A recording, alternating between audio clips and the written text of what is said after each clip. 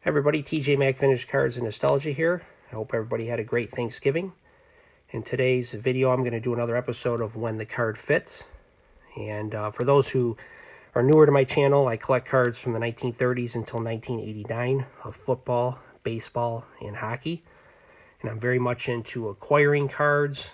I don't have a super large collection. I like to display and show off my cards. I'm very much into cards that have nostalgic appeal, historical relevance, and are beautiful artwork. It certainly could be one of those things or all three of those things. I like cards that are displayed that just, again, are beautiful or just have a nice story behind them. That's what really motivates me as a collector. So here you have 52 Topps Vern Stevens. I showed this card off on my channel about a year ago. And then next to it, you have a very recent edition, 52 Bowman Vern Stevens. And I talked about Stevens quite a bit when I did that video, like I said, about a year or so ago. He's one of those players that are underrated, I think, within the hobby and also within the baseball community. He played for the Browns, the Orioles, the White Sox, and then most notably the Red Sox, which is what most of his cards depict him on. And he was just an outstanding player. He played from 1941 until 1954. He finished top 5 in the MVP voting 3 times and in the top 10 6 times. Over a 10-year period, he averaged 23 home runs and 110 RBIs. And he's just a guy that I don't think it's enough hobby love. I think he is one of the best hitting shortstops of that period. I would argue the best hitting shortstop of that period. And why he hasn't gotten more Hall of Fame consideration is beyond me. I know he didn't have the longest of careers, but he had some very dominating years. He died young in 1968 at the age of 48, which I think might hurt any Hall of Fame candidacy a bit for him because he's been out of the limelight for a lot of years. And him and Ted Williams each had 159 RBI seasons. And those 259 RBI seasons were the highest single-season RBI totals from the end of the 30s until 1998. So that tells you the caliber of hitter this guy was to put up those type of numbers. He also had a 144 RBI season as well. So he led the majors in RBIs twice and the American League 3 times. Fantastic player. If you're talking early 50s, late 40s, early 50s shortstops, you have to be talking about Vern Stevens along with Pee Wee Reese and Phil Rizzuto and Al Dark. And that's the theme I put together of those 4 players because I think those are the quintessential shortstops of that period of time. Boudreau was a little older by then. Marty Marion was wrapping up his career as well. But I think Vern Stevens, because of his prolific hitting, has to be mentioned with those other 3. So I'm going to show that theme display together right now. Just look how awesome these 4 fantastic shortstops look together. I like that you got Rizzuto and Pee Wee in the bunting pose, and then you got Dark and Stevens finishing their swings. Just makes for very nice eye appeal, draws you in, and the 52 Bowmans are just, I think, works of art. Love those cards, and I just find myself buying more and more of them just because I like the looks of the cards from that early Bowman's era of 50 to 52. When I talk about when the card fits, even though these 4 are great shortstops, I don't think the 52 Topps fits as well in the display with these Bowman cards of the shortstops. That's why I went ahead and got the Vern Stevens. Not sure what I'm going to do with the 52 Topps. Might keep it in my collection, might give it to somebody that I know would appreciate it within the community. I'm just going to have to figure that out because I'm not sure if it really fits into my collecting focus right now. I'm not a big 52 Topps collector from the early 50s. I focus more on the Bowman cards. But just a beautiful group. Even if you left the 52 Topps in there, it displays very nicely. Very much into 75 Topps, and I picked up this Jack Youngblood, from the set. And I think he was the best defensive end in the 1970s. He played from 1971 to 1984. His cards are ridiculously cheap. I got this card for under $20 and a near mint to mint 8. If he was a baseball player equivalent, that card would be probably 3 times what this card cost. Football just doesn't have the following that baseball has, especially on the defensive side of the ball. And Youngblood was just really one of the greats of his day. And he is, if you count the sack totals, the unofficial sack totals, there were some football researchers that went back and looked at sacks prior to 1982. Sacks became an official stat in football in 1982, so Youngblood played for most of his career prior to it being an official stat. But researchers have looked back at his games, and they determined he had 151.5 sacks, which would make him 6th on the all-time list. He was the NFL's Defensive Player of the Year in 1975 when this card was issued. And some may know the story about in 1979 when he broke his fibula against the Cowboys in the divisional round. He asked to have it taped up, and he went back into the game and played with a broken fibula. He then went on to play in the NFC Championship game, the Super Bowl against the Steelers, and he even played in the Pro Bowl with a broken fibula. Tough character, and one of the greats of the game. Reason why I like this card is there's something about when you have cards with the players with their helmets on, especially the defensive players, just the intimidating look if you lined up against them.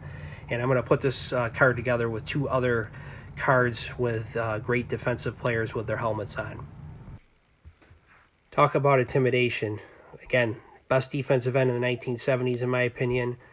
The best defensive tackle probably of the decade of the 1970s in Mean Joe Green. You also have Alan Page, who certainly could make a case for being the best of that period, but I probably would go with Mean Joe Green. And then you have Lawrence Taylor, who's maybe the best defensive player ever. Look at the eyes on LT there, looking at you.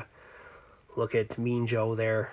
And then you got Jack Youngblood. 3 intimidating presence on the field.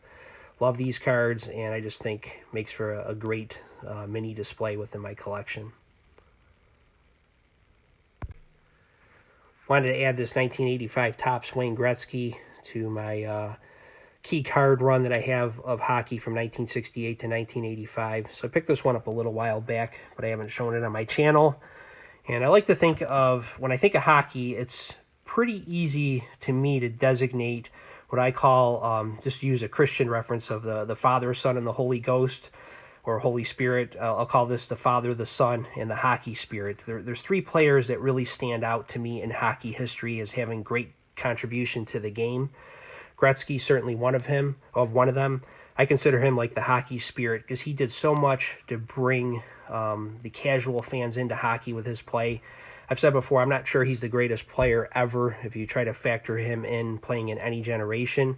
I think he probably had the best career of any hockey player, but you certainly can make a case for others as well. So now I'm going to show you who I think are the father and the son, so to speak, of hockey.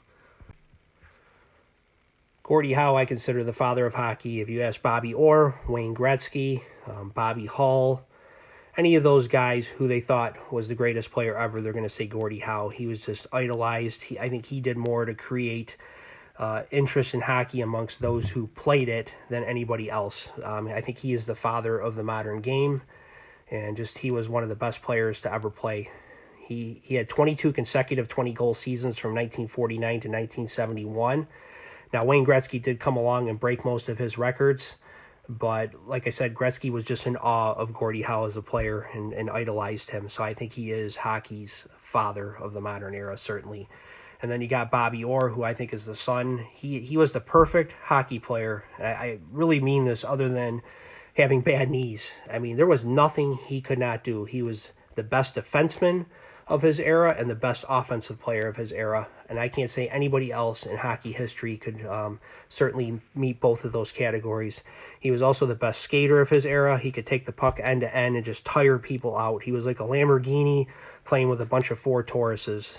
Just an unbelievable player of his time. He transformed the game unlike Gretzky or even Howe did, because nobody played defense like Bobby Orr did. And then also to have that offensive presence.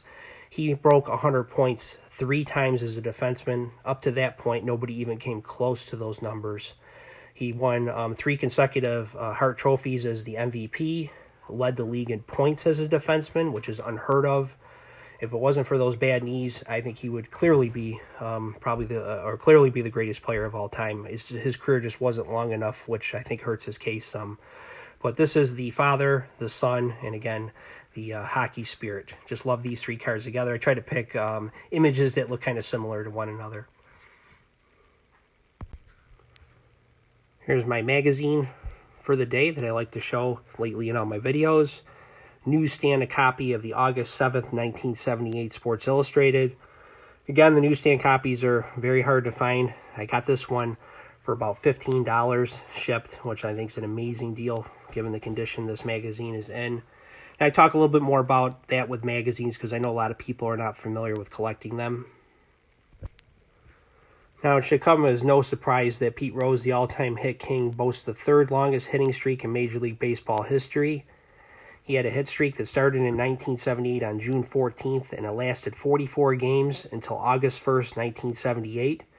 That was Gene Garber, who had a very strange delivery where he kind of twists his torso before throwing the ball, and he struck out Rose in his last at-bat to end the streak at 44 games.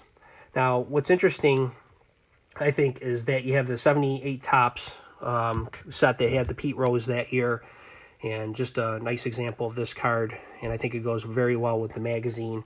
Again, the magazine's capturing the history of that achievement of the 44-game hit streak, and then you have this nice card to go along with it to really encapsulate this event in my collection. And then also what's interesting, though, as I was about to say, is that you have the 78 Topps Pete Rose, and then you also have the Paul Molitor rookie card in the set. And it was Molitor who had a 39-game hit streak in 1987, and it was the longest in the American League since DiMaggio's 56 in 1941. And his streak is the longest in the majors since 1987, his 39-game hit streak. So it's a nice little bit of hitting history within the 78 Topps set that, again, goes along very nicely with this magazine. I'm going to show this magazine a little bit more closely. I took it out of its wrapping, but you can just see the condition this is in. They're graded a lot different than cards. And then if we go inside it, it's got the subscription cards in it. Don't want to open it for too long, but you can see it. So this helps determine if it's a Newsstand magazine. You can see there's no label residue on it. Beautiful cover, really capturing, I think, a piece of baseball history here. So that's all I have for today. I hope everybody has a great weekend, and we'll talk again soon.